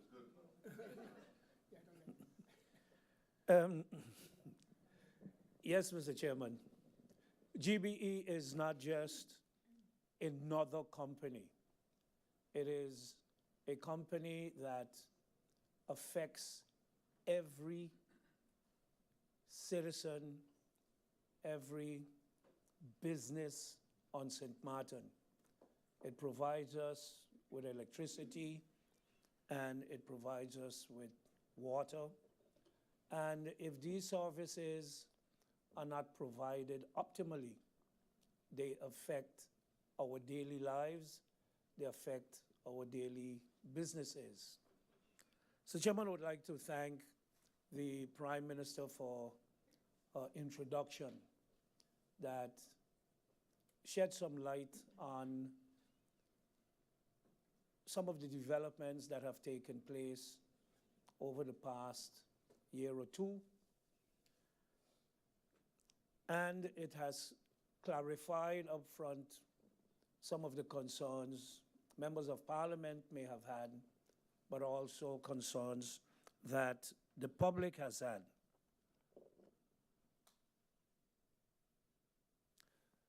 Mr. Chairman, the several members that spoke before me have asked about every question there is to ask about the topic at hand. But nonetheless, while some of us may not like to repeat, it is sometimes important to reinforce and hear it again to avoid one believing it's just the concern of one member or maybe the concern of two members. We cannot sometimes overemphasize some of the concerns that we have. Mr. Chairman, the matter of the incorrect billing. Many of us, I would say many of us, and saying that, I mean my portion included, have been receiving incorrect billings. Attempts to address this may have helped in some cases. In other cases, it is still ongoing. After almost a year, people still have not reached a conclusion with GEBE as yet. But what you get to hear is that you may be disconnected, or you will be disconnected because you have outstanding amounts. And not an outstanding amount of a couple hundred guilders, but amounts of 10,000 and up have been mentioned in some cases. And Mr. Chairman, it's not a matter of we are here, at least not from my perspective, to crucify GEBE, to crucify the workers of GEBE, to crucify the management and or interim management and or board of GEBE. Because I can't believe that their intentions are to hurt the people of St. Martin. I can't believe that their intentions are to do things that will hurt the company. Their intentions are in the right places. It's a matter sometimes of the execution. Just the other day, I was speaking to someone. In this case, it was about the medical center, and I was defending in the sense of if we don't have enough hospital beds, if we don't have enough hospital rooms, and if we don't have enough nursing staff, these are the things that will happen. If you don't have enough doctors or you have rotating doctors, the things that people were complaining about would happen. In many cases, what we lack is communication. If we don't hear from GBE, if we do not hear what is happening, then people tend to rely on gossip. People tend to rely on those who fabricate things. People tend to rely on the rumors that circulate. And then these things begin to live a life of their own. And if I were to be reckless and stand here and make accusations that are unfounded, then you would hear that even members of parliament have said this or that about GEBE or about the service that we receive. So important is that government, as the shareholder, have discussions, not once in a while, and I don't know how often, but at least regularly, because in the end, the people won't blame a manager. The people won't blame a department head. The people won't blame one or two employees, whether it's in the IT department, whether it's in the billing department, or whether it's in the collection department. People are going to blame the government, the shareholder. You are responsible. Government companies, if something happened with a telephone company, it belongs to government, so government is responsible. If something happens at the airport, at the harbor, it is government. Whether government knew of it, whether government participated in it or not, in the end, it is government. And therefore, it is important that government provides the proper answers to the people. I know some of the issues touched on are things that have been in the pipeline, so to speak, for many years. But it is frustrating for some of us consumers, like MP Hyacinth Richardson pointed out, and he said he has lived in St. Peter's all his life. He was born there, he was raised there, and he has stayed there. Well, I did not born in St. Peter's, and I did not born in South Reward. I was not born. I hope my wife is not listening. But Mr. Chairman, I have been residing in South Reward for many years. We have built our home there, and we are happy there, notwithstanding the traffic on school days.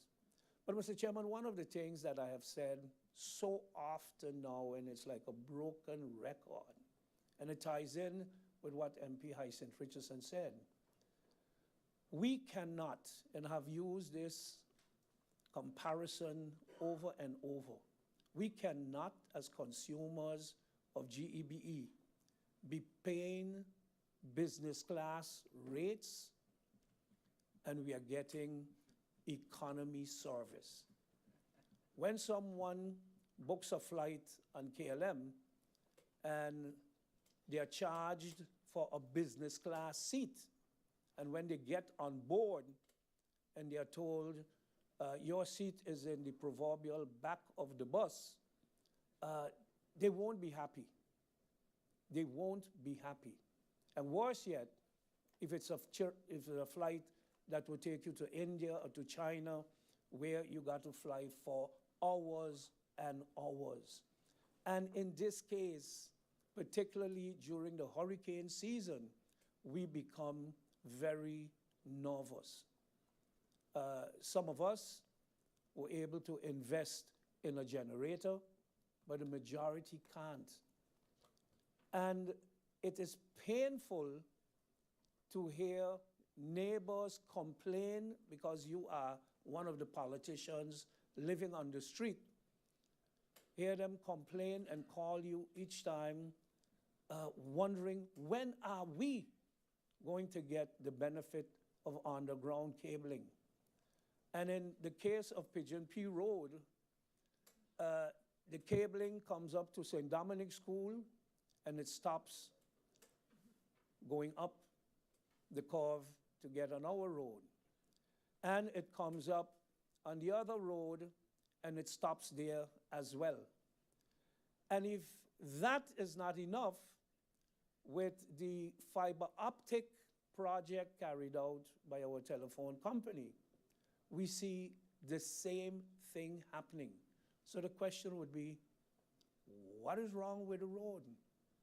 Aren't the people they are paying sufficient? Aren't they paying their bills? Why are they being ignored? And it is not only us, because I know there are areas in Meridian, there are areas in Dutch Quarter, there are areas in St. Peter's, but it has been too long now. Hurricane Luis passed us 28 years ago, and after that, GBE and government promised that they're going to put the high tension and the wiring for GBE on the ground, but some of the areas seem to be forgotten, and the impression is created that the priority has changed as far as those areas are concerned. And then I promised several times as a subtle threat to say, well, maybe we should start a signature drive demanding that we pay economy rate and not business class rate, just like everybody else. If we see the neighbor just below our streets are paying 29 cents, and high wind can come, hurricane, with the last hurricane, Irma, I can recall the winds were blowing already, and you see the area below you fully lit up while 4 o'clock in the afternoon. For the proper precautionary reasons, GBE turns us off, because God forbid a branch strikes one of those high tension cables and anybody walking anywhere. It's not like a plug and you plug it out and current goes. When that high tension cord is damaged, you would see it sometimes splattering on the road because the current is still hot. We have seen it kill people, not once, several times here in St. Martin. And yes, we applaud the fact that GBE takes those precautionary measures, but it can't be that 28 years after the storm, children who were born then go away to college and come back home and come back still paying business class rates to GBE, but getting economy service from them. This I raise not to rub more salt in the wound, not to try to embarrass GBE, but as a friendly reminder, because it would be not good for me to be getting complaints from people in different areas, but particularly where I live, and they're affected by it. One of the other things that people have been affected by, again, particularly as far as I know, in our area, I can't speak for any other areas, but I know in the extension from where MP Pontiflet lives, come down to the road that I am on, regularly, a month ago, we have been hit by one or more phases failing us almost every night. Particularly in the night, one phase would go out at 8 or 9 o'clock, and it's restored, and by 10 o'clock, another phase goes out. And when you have a 3-phase meter, you can't keep track sometimes of what is going on in the house, because you go from one bedroom to another, and one bedroom is on and the other one is not. In one room, the air cores are working, in another area, not. Or sometimes all the air cores are off. But it has caused damage to the automatic transfer switch on generators. And sometimes where more than one house is hooked up to the generator, one may have a 3-phase meter and the other one a 1 or 2-phase meter, and one house might be still on, the other one is not on, and then you have a battle between GBE and the generator, because the generator kicks on while GB is on, because the primary switch is that on the three-phase meter. So it might sound technical to some people, but I hope the management of GBE understands and they dedicate some time in looking at these things. What I was told is probably the overhead cabling is not big enough to carry all the load in the area as more homes have been built, new apartments have been built, people have expanded on utilities in their home, more air cores are running at this time with the hot weather, so therefore the cable get overheated and fuses blow. Yes, GBE is trying to collect and GBE is trying to fix the billing system, but at the same time, they say, you know, when the elephants fight, the grass is trampled upon, and while no one is fighting literally here, but GBE is fighting to resolve big issues and issues affecting consumers, I must stress again, who pay the same business class rates, they are affected by these issues, and if not fixed, we are dealing with a whole neighborhood of disgruntled people who are not happy with our people who are the workers at GBE. No one knows who calls first, but there's an emergency number to call, and the minute your electricity goes, people would pick up a phone, and I can imagine how the person at the end of that emergency number might feel. It's like, Lord, not another one again. But I must say, the people have always been very, very professional in their answers and their response to the calls. They would let you know sometimes, yes, we know about it and someone is already on its way, or yes, we have been informed, yes, we are working on it. But I can imagine how annoying that can be, just answering the phone constantly. For the past few days, we have not had, or the past week or two, we have not had any reoccurrence, but I am left with a nice scar as a reminder of the outage, as we've had no water and no electricity, and putting on the pressure pump and not doing what I should have done resulted in this major burn. The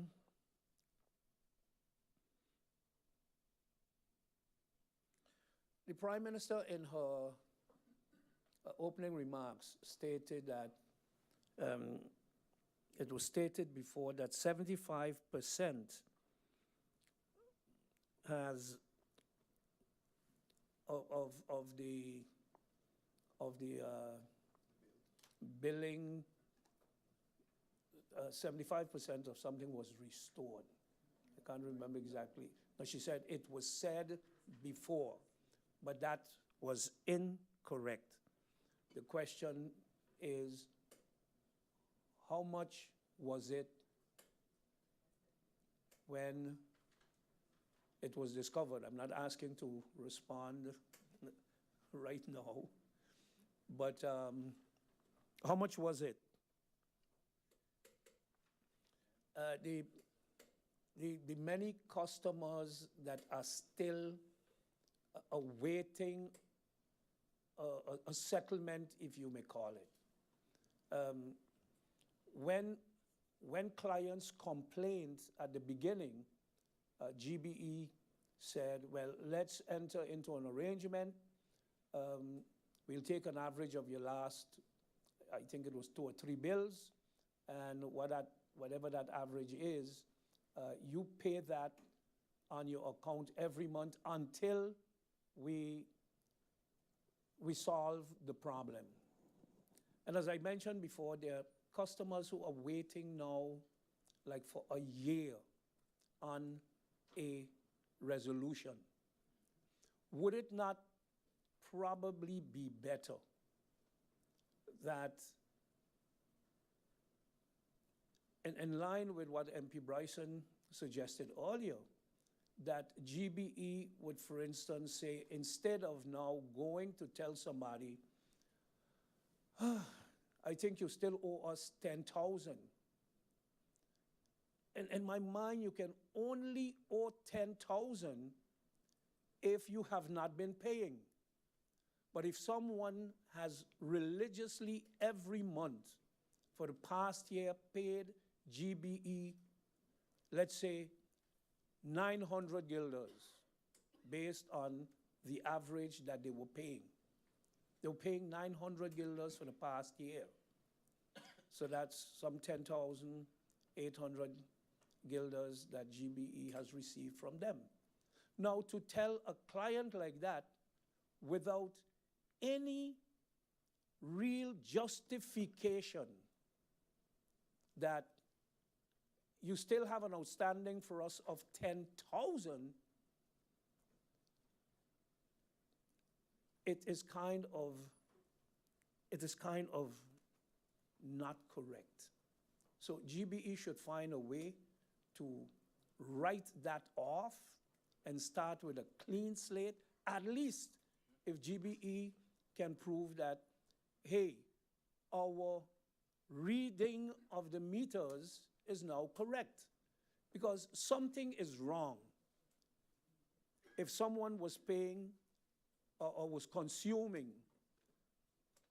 1,000 kilowatts per month, and then they're off island for 6-7 months, and during that period that they're off island, their consumption is 2,000 kilowatt per month, then is somebody stealing current?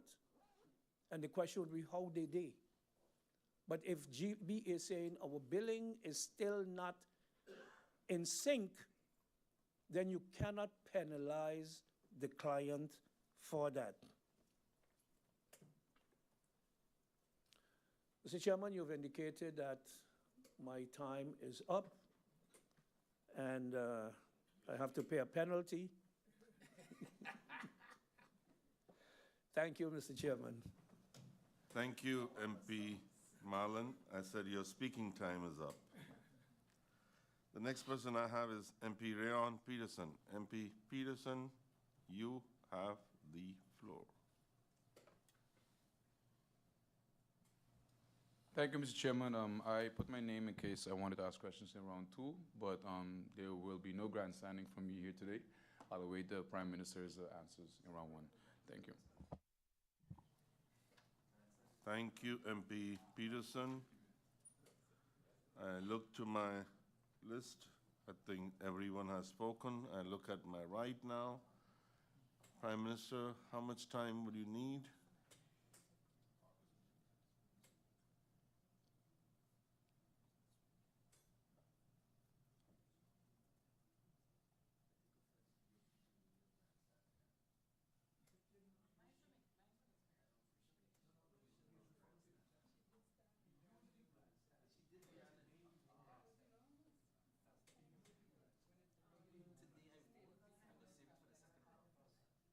Yeah, you could have the floor.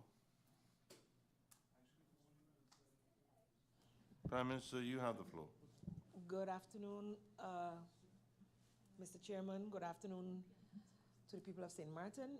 Indeed, in conferring with the interim manager, some of the questions are quite technical, so they are requesting NV GEBE for their portions at least 2 weeks to be able to respond to some of the questions, especially where the comparative data is being required, and to ensure that the answers are completely sound and accurate as has been requested.